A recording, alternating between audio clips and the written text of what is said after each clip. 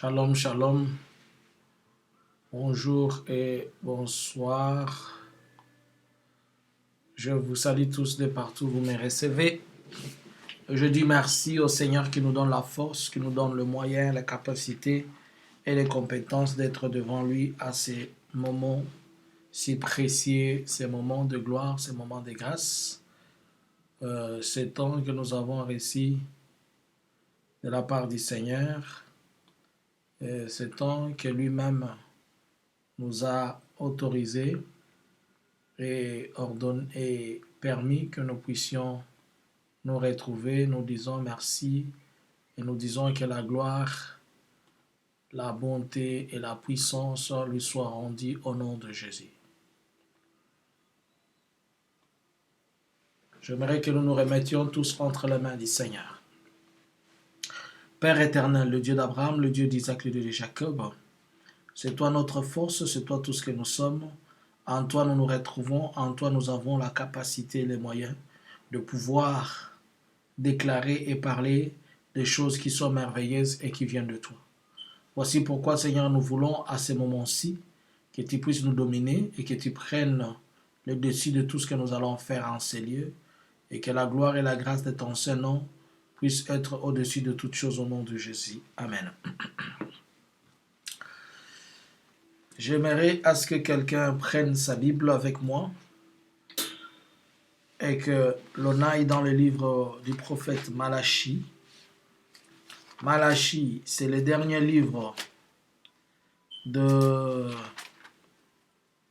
l'Ancien Testament. Malachie,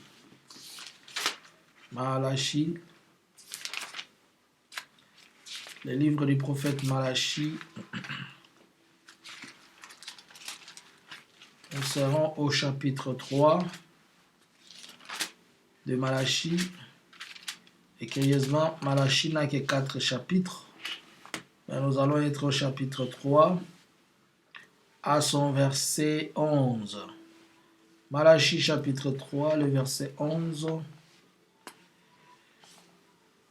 Si tu l'as, tu vas lire avec moi. Je lis au nom du Seigneur Jésus.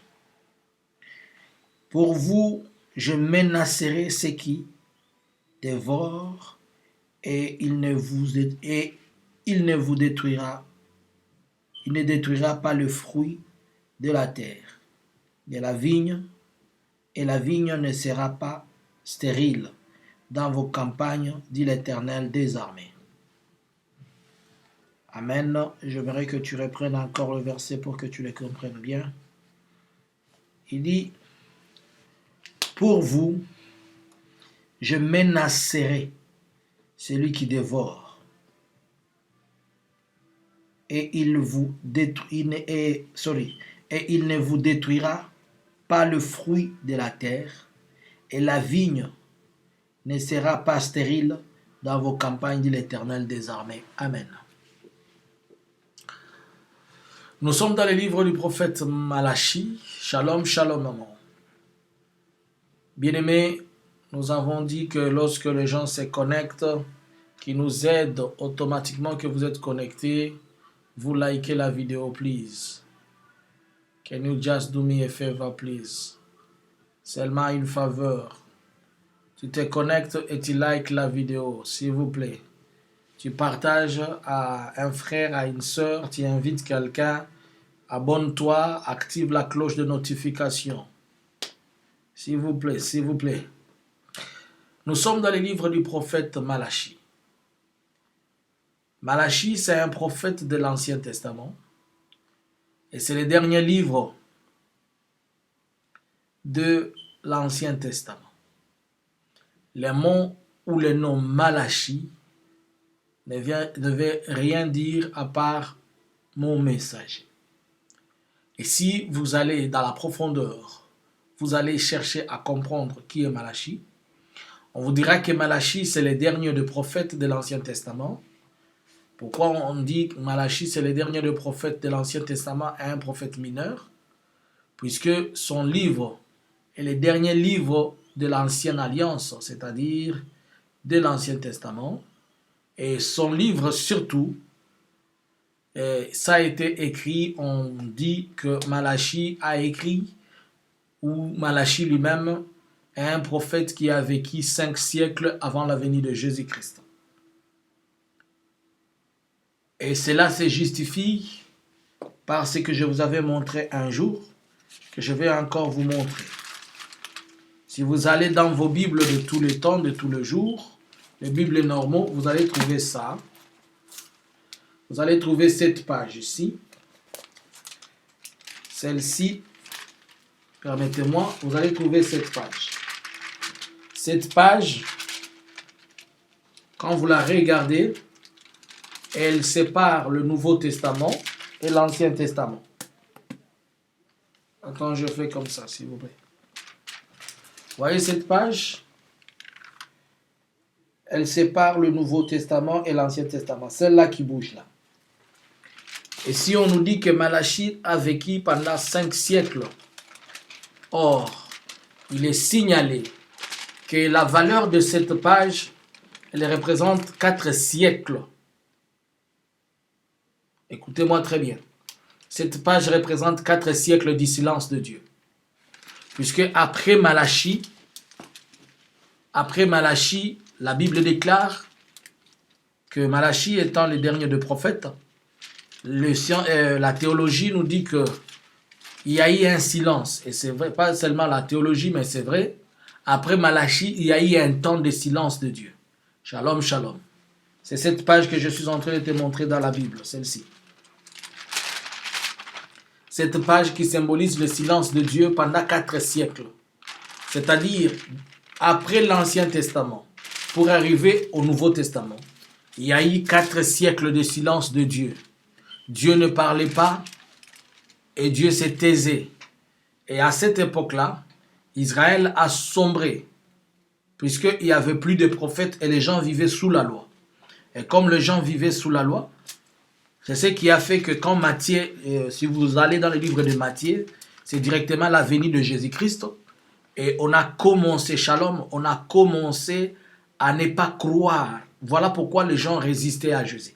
Je vous rappelle, bien que vous compreniez, chaque fois que vous allez lire votre Bible et que vous voyez cette page, la page blanche que je vous explique, cette page qui sépare l'Ancien et le Nouveau Testament, elle est là comme un livre, bonsoir, bonsoir, comme un symbole, pas un signe de la prophétie, puisque vous voyez, elle n'a rien, on n'y écrit rien.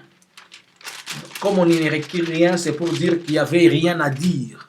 Comme il n'y avait rien à dire pendant ces 2 temps, c'est cela que je vous dis que ça symbolise le silence de l'Éternel qui avait conduit à une confusion en Israël pendant 4 siècles.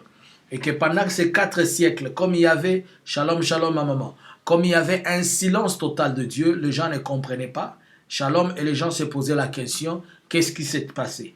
Mais il y a des prophètes qui ont été informés, mais ils n'ont pas aussi informé aux autres, ils ont gardé la prophétie. Des gens tels que la prophétesse, j'oublie le nom, je pense que ça doit être...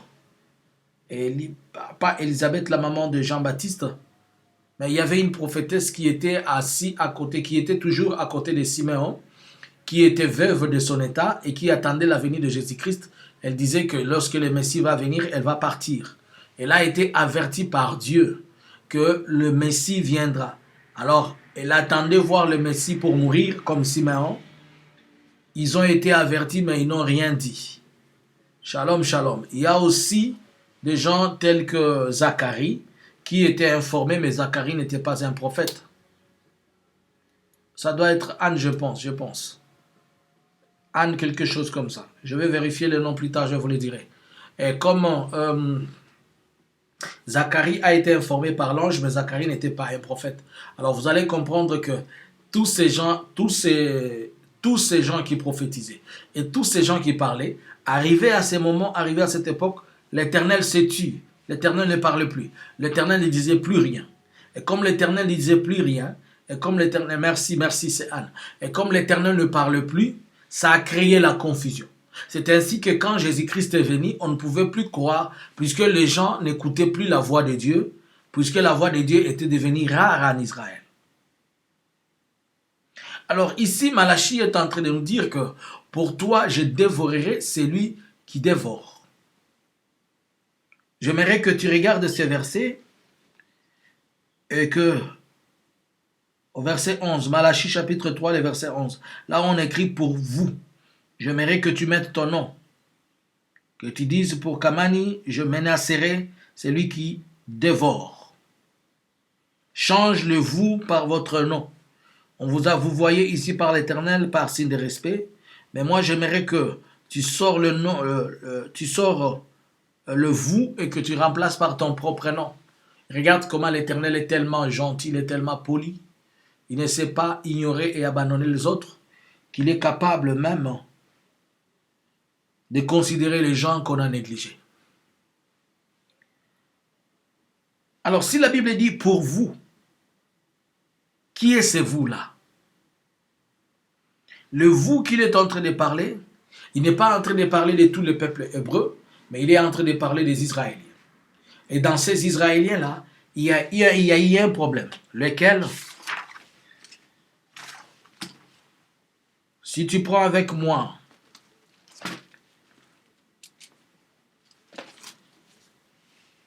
si tu vas sur Malachie chapitre 3, le verset 8, écoutez ce que la Bible est en train de dire. Un homme trompera-t-il Dieu? Car vous me trompez et vous dites, en quoi t'avons-nous trompé? Dans les dîmes et les offrandes. Vous êtes frappés par la malédiction et vous vous trompez les nations tout entières.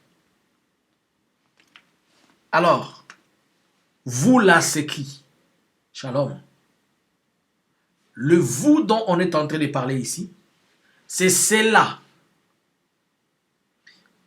Si vous comprenez ici, il dit un homme peut-il tromper Dieu. Il parle à ceux-là qui se sont jetés, qui ont fui l'Éternel, qui ne sont pas avec l'Éternel, qui ont refusé l'Éternel. Et ces gens-là, ils sont en train de dire, qu'est-ce que nous avons fait? On nous dit que Dieu va nous frapper. On nous dit que Dieu va faire ceci. Mais est-ce que nous avons fait quelque chose? Et là, le prophète est en train de leur poser la question. Est-il possible qu'un homme trompe Dieu? Est-ce qu'il est possible que vous vous asseyez et que vous dites, est-ce que moi j'ai trompé Dieu?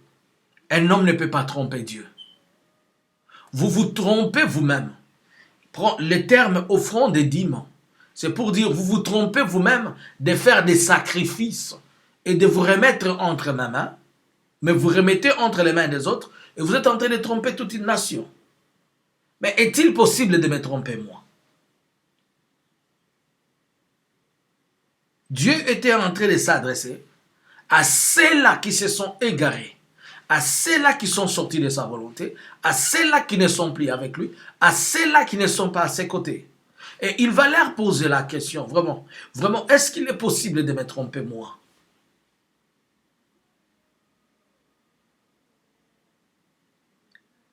J'aimerais que tu saches que chaque fois que tu seras en train de vouloir tromper Dieu, tu te trompes toi-même. Lui, on ne le trompe pas. Il continue à dire que pour vous, je vais menacer ceux qui menacent. Mais qui est celui qui menace? Celui qui nous menace, c'est l'ennemi. Celui qui nous menace, c'est toute l'association de mauvais enseignements, doctrines, orientations, des choses qui nous sortent de la volonté de Dieu. Nos pensées nous menacent. Nos conceptions nous menacent. Nos problèmes et nos soucis nous menacent. Nos difficultés nous menacent. Le chômage, il nous menace là. Oh là. Papa là-bas, maman là-bas, ça menace. Les promesses non accomplies, ça menace. Mais il dit, pour vous, je menacerai ceux-là qui menacent. Ceux-là qui menacent, ce sont ces trompeurs-là qui disent que en quoi t'avons-nous menti? En quoi avons-nous trompé? Qu'est-ce que nous avons fait Dieu? Ces peuples qui n'ont pas d'alliance avec Dieu, ces peuples qui n'ont pas de convention avec l'Éternel, ils menacent le peuple de Dieu et ils se posent la question, à quoi avons-nous offensé Dieu? Dieu va détruire toute personne qui cherche à te détruire. L'Éternel va faire même des choses qu'il n'est pas censé faire à cause de toi. Vous savez, quelqu'un qui a une promesse, une alliance avec l'Éternel, elle représente une couverture de tout le monde. Et quelqu'un qui n'a pas Dieu représente une malédiction de tout le monde. La maison à Potiphar a été menacée le jour où celui qui menace a menacé Joseph. Je veux que tu ailles avec moi dans le livre de Jean chapitre 2. Jean chapitre 2. Je commence au premier verset. 3 jours après, il y eut un noce à Cana, en Galilée. La mère de Jésus était là. Jésus fut aussi invité aux noces avec ses disciples. Et les hommes spirituels là, vous qui êtes trop spirituels plus que le Saint-Esprit, vous êtes 3 fois saints. Lisez bien cette écriture. La Bible dit 3 jours après, il y eut une fête à Cana en Galilée. Et on va inviter Jésus-Christ. On ne l'avait pas invité au temple pour lire les rouleaux, pour lire les Écritures. La Bible dit on l'a invité dans une fête. Et Jésus n'est pas parti seul, il est parti avec l'association de ses garçons, c'est-à-dire ses disciples. Ce n'était pas une fête chrétienne, c'était une fête païenne, puisqu'il y avait à boire. Oh non, moi je ne peux pas aller dans cette fête-là, c'est une fête des païens. Les jours de mon mariage, moi, on ne peut pas acheter la bière et l'alcool. Si tu veux faire cette fête-là, Dieu lui-même, le créateur du ciel et de la terre, lui-même Dieu, il sait qu'il a des enfants barbares, il sait qu'il a des enfants bandits et des enfants normaux. Il ne les a jamais tués. Tous les voyous que vous êtes en train de voir là, que vous connaissez comme voyous, avez-vous vu un jour Dieu les tuer? Leur père les respecte. Est-ce que vous n'avez pas entendu que l'Éternel... Vous savez, des fois on ne comprend pas Dieu. Hein? Des fois nous ne connaissons pas Dieu. Nous pensons que Dieu agit comme nous.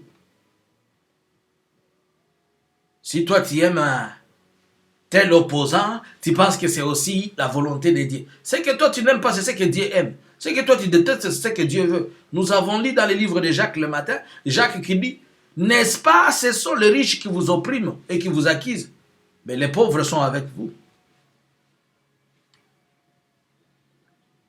La Bible dit que 3 jours après, on va inviter Jésus-Christ aux noces de Cana. Lui avec ses disciples.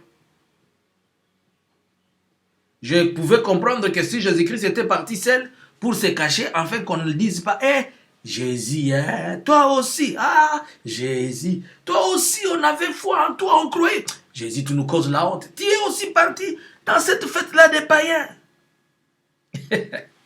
Un jour, j'ai vu un film dans une église. Une sœur va organiser,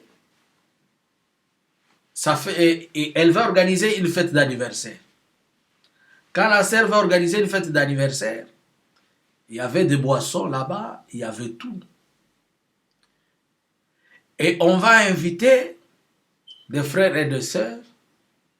Arrivés là-bas, les sœurs de la chorale, c'est comme si leur gorge avait un problème avec le temps. Comme ils chantent beaucoup, ils avaient vraiment, ils étaient à sec là-haut. Ils étaient à sec. Les frères et les sœurs, elles vous ont bu comme pas possible. Ivres jusqu'au petit matin de telle manière que les autres ne sont pas venus à l'église. Et ces jours-là, la louange et l'adoration a connu un problème.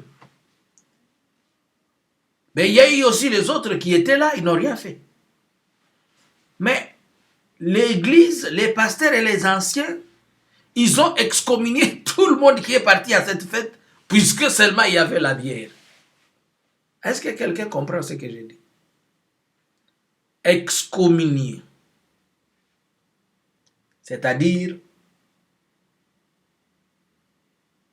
chasser de l'église ou être exclu de l'église pendant un temps, puisqu'on est parti participer à une fête où il y avait la bière.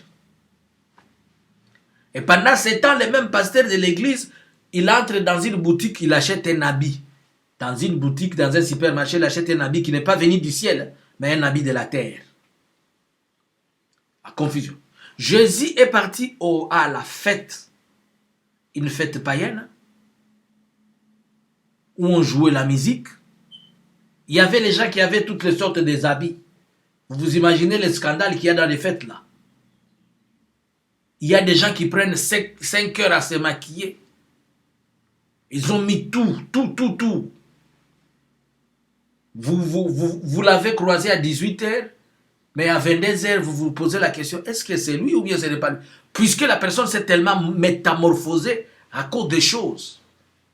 Il y a eu tellement de couches de peinture, tellement de couches de débosselage. C'est comme si on était en train de faire le débosselage d'une voiture là.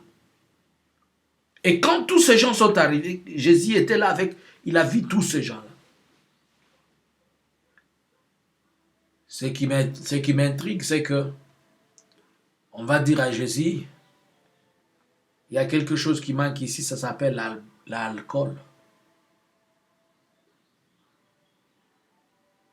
Je pouvais comprendre que Jésus-Christ devait changer l'eau en sucré. Je pouvais comprendre que Jésus-Christ pouvait transformer tout ça. Et juger point, afin que vous ne soyez point jugés. Car on vous jugera de la même manière que vous jugez. Et vous serez pesés comme vous pesez les autres. Jésus a transformé l'eau en vin pour enivrer les soulards. Je ne sais pas si tu comprends. Jésus a transformé l'eau en vin pour enivrer ceux qui avaient déjà commencé à se rendre ivres et ceux qui étaient en train de boire.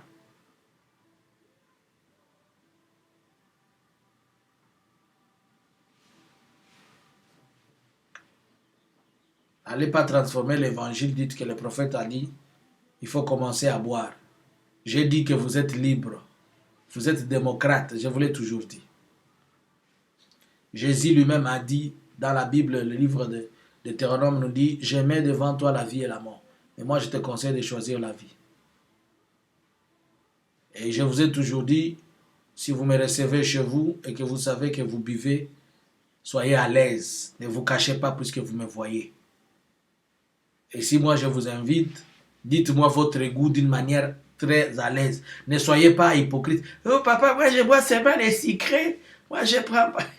Je vis dans la chorale de choses. Les seuls qui sont en train de dire, oh, nous on ne boit pas. Moi je ne prends que 2 bouteilles d'Amarula. J'ai dit sorcière. Toi tu connais le pourcentage d'alcool que possède Amarula.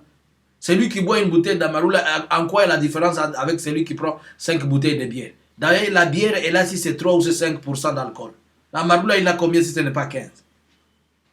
Des sorciers de l'église.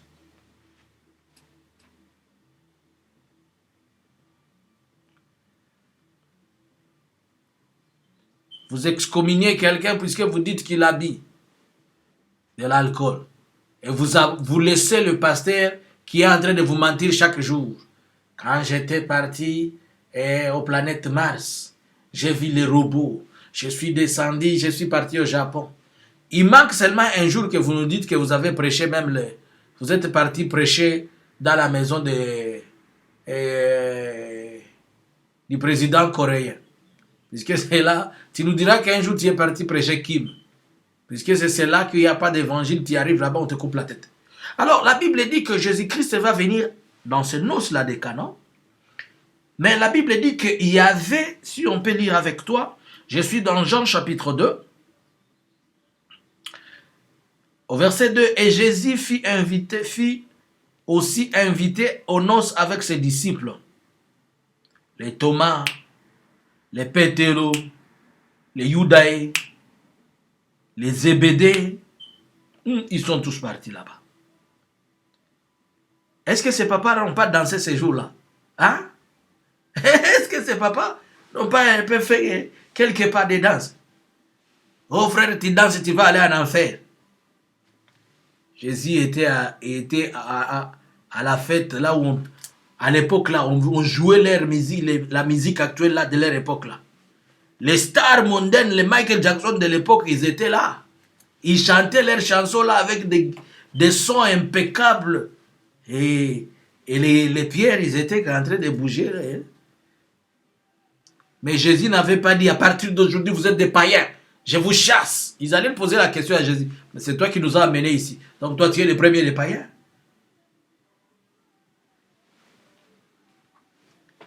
Est-ce que vous comprenez la leçon que Jésus nous donne ici? Jésus lui-même n'a pas chassé. Il a été là. Vous êtes sur la terre, vous n'êtes pas encore parti au paradis. C'était une danse prophétique, ma maman. C'était une danse prophétique, là. Ah, il dansait d'une manière prophétique. Vous savez, les pasteurs, là, on ne danse pas beaucoup. Nous, on danse seulement étant assis. En bougeant la tête. Et quand vous voyez, vous dites, ah, pasteur, mon pasteur sait danser. Mettez-lui devant un fête, là, il commence à vous dire, alléluia, alléluia, alléluia. C'était la danse prophétique. Mais Jésus arrivait là-bas. La Bible me dit au verset 3, les vins ayant manqué, la mère de Jésus lui dit, ils n'ont plus de vin. Pourquoi la maman à Jésus est partie s'adresser à Jésus-Christ et qu'il n'y avait pas de vin? Est-ce que c'était pour lui demander l'argent? D'abord, il savait que son enfant n'avait pas de travail. Et son enfant était tout le temps en déplacement. Mais il va lui parler du manque de vin. Or, les vins que sa maman lui demandait ne représentaient pas quelque chose de bon par rapport aux gens qui étaient là, puisque les gens devaient s'enivrer.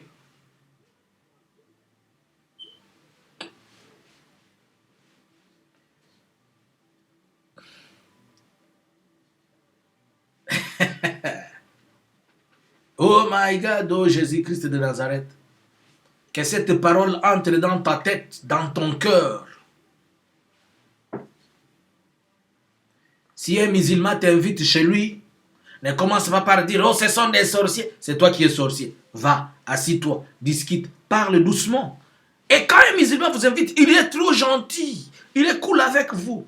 Mais les chrétiens là, vous pensez que ça, il y a votre Saint-Esprit là, c'est comme un intermittent. Vous avez un Saint-Esprit qui est comme un intermittent. Il fait tac, tac, tac, tac, tac, tac.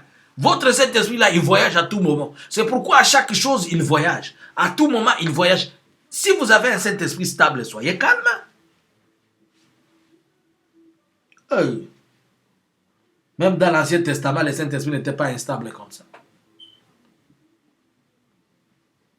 Marie, la maman à Jésus va lui dire, les vins manquent ici. Mais les vins qui manquaient, ce n'était pas pour stimuler les gens à devenir des chrétiens, mais c'était encore les rendre plus sourds, plus ivres. Et Jésus lui dit, femme, qu'y a-t-il entre toi et moi? Le temps pour que moi je puisse enivrer les gens n'est pas encore arrivé. Puisque le vin que moi je possède, il n'est pas comme le vôtre. Vous vous enivrez de la chair, mais moi j'aimerais que vous soyez ivres de l'esprit. Mais si tu me demandes, comme nous sommes sous la loi, laisse-moi vous donner ce vin, qui est selon vous un vin physique. Mais dans mon royaume, nous avons un vin spirituel qui est capable de transformer et changer les gens. Lorsque tu la bois, tu deviens ivre. Est-ce que je parle à quelqu'un? Le vin de Jésus-Christ, quand tu la bois, tu deviens ivre. De cette ivresse, elle te pousse à perdre l'essence, elle te pousse à ne plus être toi, elle te pousse à changer, elle te pousse à devenir une autre personne. De quel vin il est question? Du vin spirituel. Celui que quand tu le bois, tu étais menteur, tu commences à dire des vérités. Et automatiquement, le vin de Jésus-Christ, il te rend ivre et change et transforme les choses en toi. As-tu déjà vu une personne ivre? Hey my God! As-tu déjà vu une personne ivre? Une personne, je te dis, hein, S'il y a des gens que j'aime voir danser là, ce sont les soulards. Ils ne respectent pas la note, ils ne respectent pas la musique, ils dansent comme leur tête les inspire. Ne savez-vous pas que vous n'êtes pas de ce monde? C'est ça que dit la Bible. Vous vivez dans ce monde, mais vous n'êtes pas de ce monde. Donc la loi de ce monde n'a rien à voir sur vous. C'est-à-dire, quand vous êtes ivre de Jésus-Christ, vous ne vous conduisez pas comme les autres. Vous avez une autre façon de vivre, une autre façon de faire les choses. Donc tout le monde se pose la question, il est comment? Non. Ne savez-vous pas que vous êtes dans ce monde, mais vous n'êtes pas de ce monde? Jésus dit à Marie, pourquoi tu me demandes que je puisse rendre les gens ivres maintenant? Si je leur donne mon ivresse là, l'alcool que moi j'ai, c'est terrible, Marie. Les gens là, ils vont devenir compliqués. Marie dit seulement, fais ça, papa. Il dit, mon temps n'est pas encore arrivé. Mais comme vous provoquez mon temps, pour vous, je détruirai celui qui détruit. Pour vous, je vais dévorer ce qui dévore. Voilà, maintenant, je vais changer leur vin. Leur eau, je vais leur donner un vin. Mais pas n'importe quel vin. Le vin pur.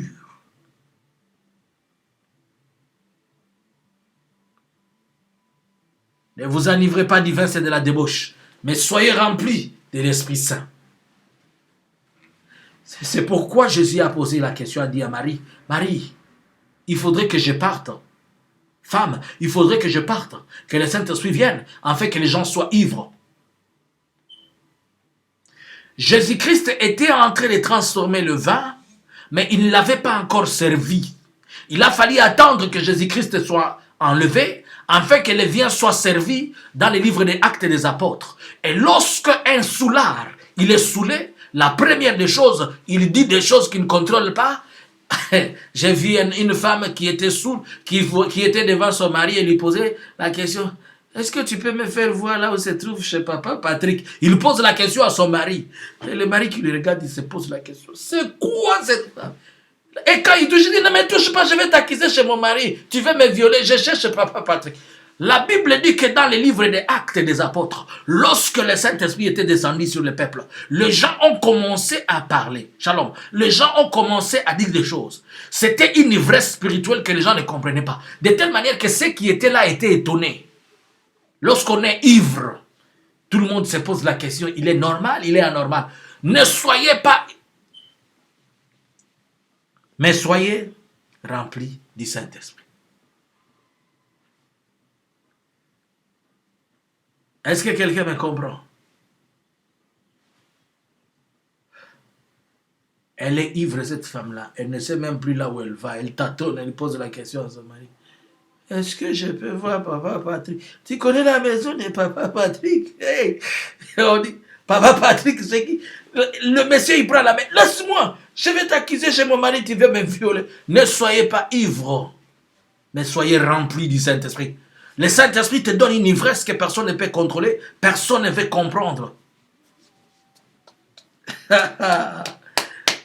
Personne ne comprend ce qui se passe dans ta vie. Et personne ne te comprend. Et Jésus-Christ était en train de préparer le véritable vin pour le jour de la Pentecôte, afin que ceux qui avaient soif et ceux qui attendaient, ils étaient assis. Ils étaient en train d'attendre comme dans cette noce. Ils n'avaient plus le vin. Ils étaient en train d'attendre. Jusqu'à ce que le maître de la cérémonie a posé la question à Jésus. Mais comment toi tu as gardé le vin bon jusque-là? Et c'est ces jours-là, lorsque les gens s'étaient sortis, ils ont vu, ils ont posé la question. Mais ces gens ne sont-ils pas des Galiléens? Comment sont-ils en train de parler nos langues? Quand on pose la question, tu dis quoi? Il dit Rakobro Sakapro. On pose la question à quelqu'un, il dit Rebebe. On pose la question. Ils étaient ivres, on ne les comprend pas. Pour vous, je détruirai celui qui détruit. Et pour vous, je vais dévorer celui qui dévore. Puisque vous êtes ivre du Saint-Esprit de Dieu, vous êtes ivre de l'Esprit et de la gloire. Cet Esprit vous donne une autre façon de vivre, vous donne une autre façon d'être. Quand les gens vous voient, ils disent, mais on connaît ta maison, on connaît cette personne, mais tu as changé de comportement, tu es devenu ivre. Quand ils te disent que tu es devenu ivre, tu leur dis, c'est pas grave. Ils disent, mais qu'est-ce que tu es en train de dire? C'est ça l'ivresse. Puisque vous avez consommé un vin que tout le monde n'a pas. Le vin de la vie. Tu veux être ivre? Prends mon Jésus. Une personne ivre ne contrôle pas comment il marche. Il ne se conduit pas. Il est guidé par l'alcool qui le prend. Il peut aller comme ça 5 fois. Il revient 10 fois. Il va 20 fois. Il est guidé et contrôlé par l'alcool.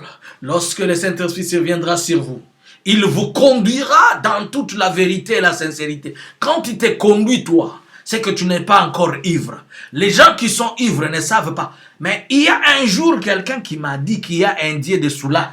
Je lui ai posé la question, ça veut dire quoi? Il me dit, même quand un soulard est ivre, comment? Il n'oublie pas là où il va.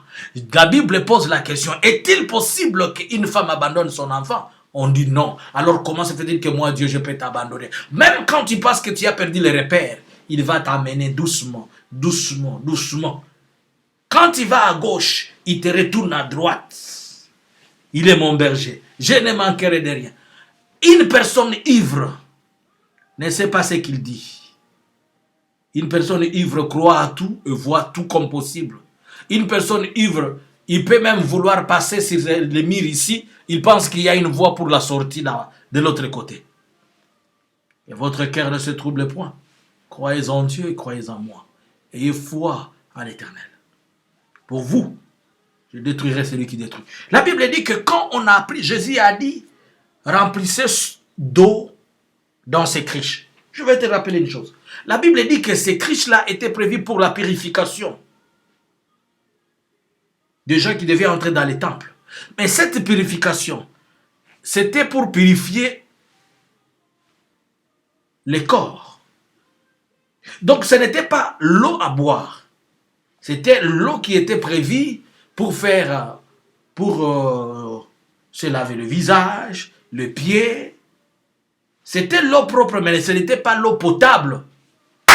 Quelqu'un me comprend là. L'eau était propre, mais n'était pas potable. Mais Jésus-Christ a transformé l'eau non potable en vin. Or, je suis d'accord qu'il prenne l'eau potable et qu'il la rende du vin. Mais il a transformé de l'eau brute, non potable. Et il a fait de ça un vin. Et tout le monde qui était là a bu cette eau, malgré qu'il savait que l'eau n'était pas potable. Est-ce que je parle à quelqu'un? Est-ce que quelqu'un me comprend en moi? Est-ce que quelqu'un comprend ce que je dis là? Est-ce que tu comprends ça? L'eau n'était pas potable, mais l'eau était là. Tu n'es pas pur. Tu es dans l'état brut, tu es sale. Mais pour vous, je détruirai celui qui détruit. Dieu transforme une personne brute, une personne non conçue, non compris. Il la rend brute par la grâce, par le moyen de la grâce. Et quand il la présente devant tout le monde dit, jamais homme n'a parlé comme cet homme. Il n'est pas question de vous. Il est question de celui qui vous a touché. L'eau qui était là, elle était sale. Elle n'était pas propre. Mais Jésus a rendu en eau potable buvable. Jésus a fait de ça l'eau qu'on doit boire. Qui pouvait te boire, toi? Qui pouvait te boire? Tu n'étais pas potable. Qui pouvait t'écouter, toi? Tu n'étais pas potable. Qui pouvait avoir confiance en toi? Quand tu avais l'argent là, tu es orgueilleux. Tu penses que le monde est à toi. Tu n'étais pas potable, malgré que tu étais de l'eau. Mais Jésus te rend potable. Quand tu voyageais toujours dans first class là, dans jet là, quand tu étais à gauche, à droite, tu n'étais pas potable. Mais aujourd'hui, Jésus fait de toi une personne potable. Donc tout le monde a besoin de te boire. Tout le monde comprend que c'est toi le modèle, la référence. Si tu n'es pas là, les gens pensent que la phrase n'est pas complète puisqu'il manque quelque chose. Tu es devenu l'arobase de tout le monde. La référence est le modèle. Puisque le Messie a fait de toi de l'eau non potable vers l'eau potable en allant vers les vins. Quelle transformation!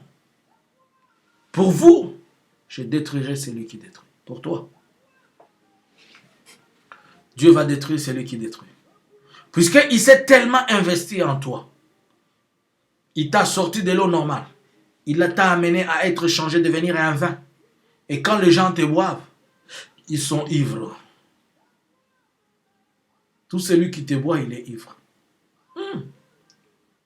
Maman, tu as changé. Hein? Dieu est grand. Eh papa, là, il y a une femme qui témoigne. Mon mari commence à rentrer à la maison chaque jour. Mon mari, je ne sais quoi, je ne sais quoi. Il est devenu l'eau potable. Un vin transformé. Oh my God. Seigneur, merci pour tout ce que tu continues à faire. Nous, on croyait que l'argent était la chose la plus importante pour notre existence. Alors que Jésus, tu nous donnes d'autres choses que personne ne peut nous donner. Est-ce que vous comprenez la dimension des choses que cet homme fait pour nous?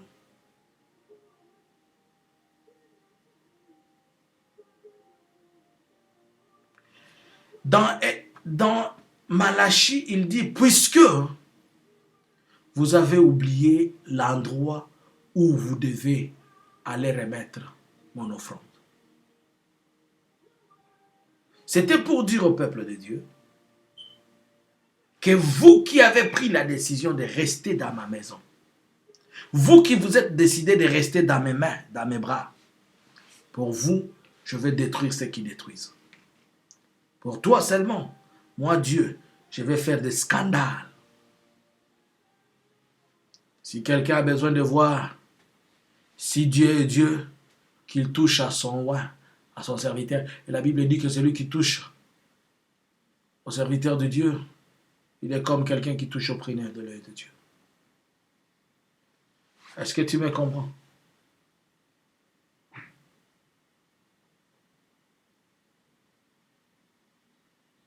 Est-ce que vous me comprenez? Oh my God. Dieu est capable de raser tout le monde pourvu que toi tu restes en vie.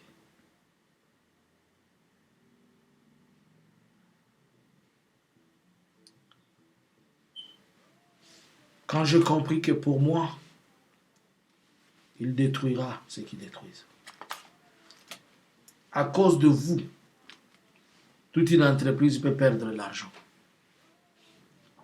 À cause de vous, le business d'une personne peut tomber par terre.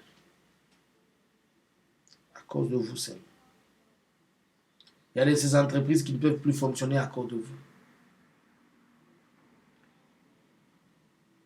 L'Éternel vous considère tellement et il vous prend à une valeur que personne ne peut donner.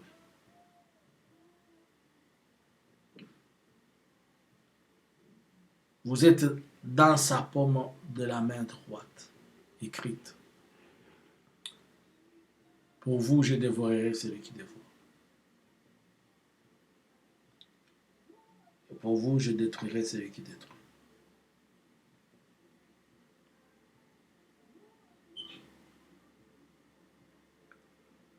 Je bénis le Seigneur qui a accepté de faire des choses impossibles pour nous protéger. J'aimerais que tu prennes ta Bible, que tu dises au Seigneur, tu as 10 minutes pour parler avec Dieu. Lui dire, Père, pour moi, tu as dit que tu détruiras celui qui détruit. Commence par le détruire, Seigneur. Bien-aimé, si ça peut être possible,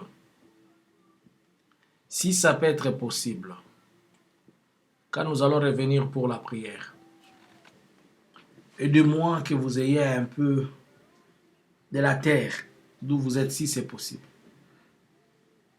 Non pas aujourd'hui, demain par contre. Vous devez avoir la terre dans votre main. Nous allons faire une prière ensemble avec vous. Prenez un peu de terre, cherchez. Après, demain, vous allez chercher un peu de terre, vous gardez quelque part. La terre, le mabélé. On va prier ensemble demain avec vous. J'aimerais que tu dises au Seigneur, la parole déclare que pour moi, tu détruiras celui qui détruit. Seigneur, détruis ceux qui veulent me détruire. Détruis ceux qui veulent me détruire. Il y a des gens qui ne dorment pas. Toute leur vie, ils sont en train de chercher comment ils vont détruire certaines personnes. Et la Bible dit que pour toi, je détruirai ceux qui détruisent. Ça, c'est Dieu qui l'a dit. Dieu d'Abraham, Dieu d'Isaac, Dieu de Jacob. Papa, je lève ma main vers toi, Seigneur, je viens te rappeler, je viens te parler. Je suis dans le livre, je suis en train de lire ta parole dans le livre de Malachie, chapitre 3, à son verset 11. Tu me dis, pour moi, tu détruiras ceux qui détruisent. Tu menaceras ceux qui menacent. Papa, l'ennemi est en train de menacer ma vie et mon existence. L'ennemi est en train de menacer ma maison et ce ministère. L'ennemi est en train de menacer ce que tu m'as donné. Yahweh, je ne l'ai pas eu par les hommes, je ne l'ai pas cherché. Au travers de ma force, Seigneur Jésus-Christ, tout ce que j'ai, c'est toi qui me l'as donné, Papa. Yahweh, mais l'ennemi est derrière notre vie puisqu'il veut que nous puissions être détruits comme lui-même est détruit. Yahweh, tu l'as dit dans ta parole que pour nous, tu détruiras celui qui détruit. Yahweh, je viens te rappeler que, Père, on veut me détruire, Seigneur. Viens détruire ceux qui ont besoin de me détruire. Viens détruire ceux qui ont soif de me détruire. Yahweh, c'est toi ma force. C'est toi mon existence, c'est toi tout ce que je suis. Tu le dis dans ta parole que pour moi, tu détruiras ceux qui détruisent. À cause de moi, tu es capable, Seigneur, de détruire des personnes. À cause de moi, tu es capable, Seigneur, de me donner ce que personne ne peut me donner. Papa, je t'en prie, je t'en supplie.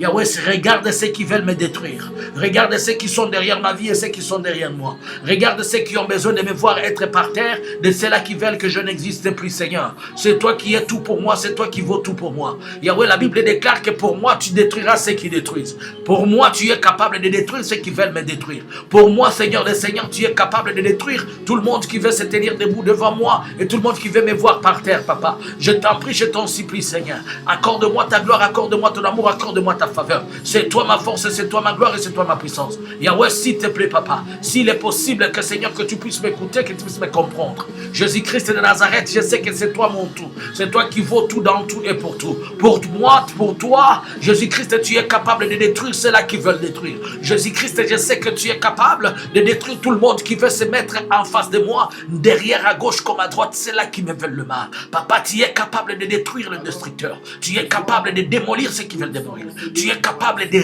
éradiquer ceux-là qui veulent nous éradiquer. Tu es capable d'écraser ceux-là qui veulent nous écraser. Yahweh, détruis ceux-là qui veulent nous détruire. Ceux-là qui ont besoin de détruire le foyer. Ceux-là qui ont besoin de détruire les familles, les enfants, qui ont besoin de détruire nos activités, nos travails. Ceux-là qui veulent nous voir détruire, Papa. Ceux-là qui veulent détruire les choses, mon Dieu, mon roi. Je t'en prie, je t'en supplie, Papa. Pour toi, tu as dit que tu détruiras ceux-là qui veulent nous détruire. C'est toi notre force. C'est toi notre gloire. C'est toi notre puissance. C'est toi notre dignité. Je t'en conjure, Seigneur, je t'en supplie, Papa. C'est toi le Dieu de la gloire, c'est toi le Dieu de la puissance et le Dieu de la dignité. Yahweh, étends ta main dans ma vie et sois avec moi. Tu l'as dit, Seigneur, que pour moi, tu détruiras ceux qui détruisent. À cause de moi, Seigneur, tu es capable de détruire, Papa. Détruis ceux-là qui veulent nous détruire. Yahweh, il y a tellement de gens qui veulent voir notre destruction. Ils veulent nous voir par terre. Ils ne veulent pas nous voir évoluer, Seigneur. Et Yahweh, regarde ceux qui sont devant nous. Ils sont en train de combattre chaque jour le travail que nous sommes en train de faire. Ils sont en train de nous menacer de tous côtés.